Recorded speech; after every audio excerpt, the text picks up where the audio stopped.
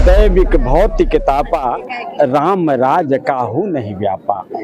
तो ये हमारा छोटा सा जो बगिया हमारा परिवार है, उसमें राम राज्य की स्थापना होनी चाहिए। न बारी उपजय, प्रेम न हाट बिकाए, राजा प्रजा जे ही रुचय, शीश धरी ले जाए। मोहब्बत एक ऐसी चीज है जो दूरी को कम करती है। कष्ट में जिंदगी जिनकी बीत रही है, उन्हें एक जीने की शैली, जीने का तरीका सिखाया जा रहा है। उनका आत्मिक कल्याण न दो, पास बैठे रहो, वक्त कुछ मेरे मरने का टल जाएगा।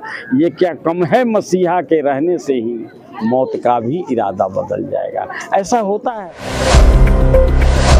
तो रामाश्रय आध्यात्मिक आंतरिक दिव्य गुरु दर्शन के दरबार में अभी हैं हम, और यहाँ चंपारण सहित बिहार राज्य के बाद 10 राज्य के लोग यहाँ पहुँचे हुए हैं, और चंपारण के कोने कोने से लोग, युवा, नौजवान, सभी लोग पहुँचे हैं और बाबा जी का और माता जी का आशीर्वाद ले रहे हैं। और यहाँ से यही सीख मिलता है और यही संदेश मिलता है।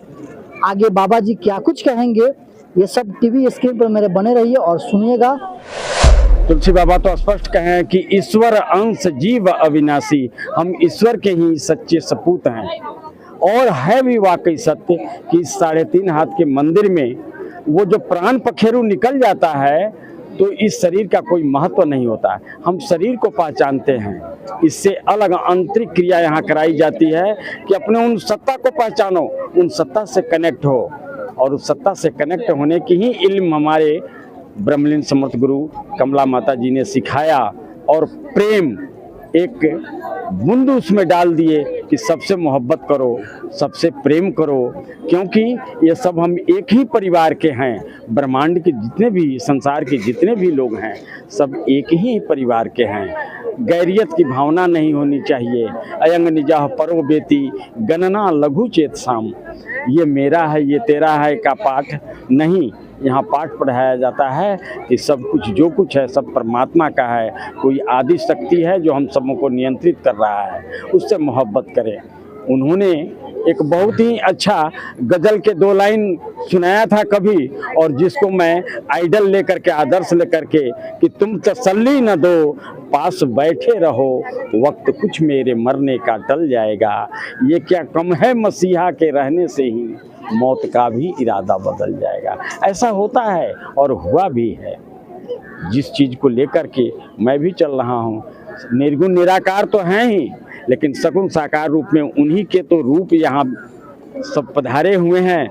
मैं गुरु स्वरूप समझता हूँ, ईश्वर स्वरूप समझता हूँ, और कोशिश रहती है कि इस मंच से भोला मैया जी भी हैं जो माता जी की परम प्रिय शिष्या हैं, और उसी क्रम में मैं भी उनके पीछे पीछे सेवा का काम कर रहा हूँ। सेवा भाव है और जग कल्याण की भाव है, विश्व बंधुत्व का भाव लेकर के संसार की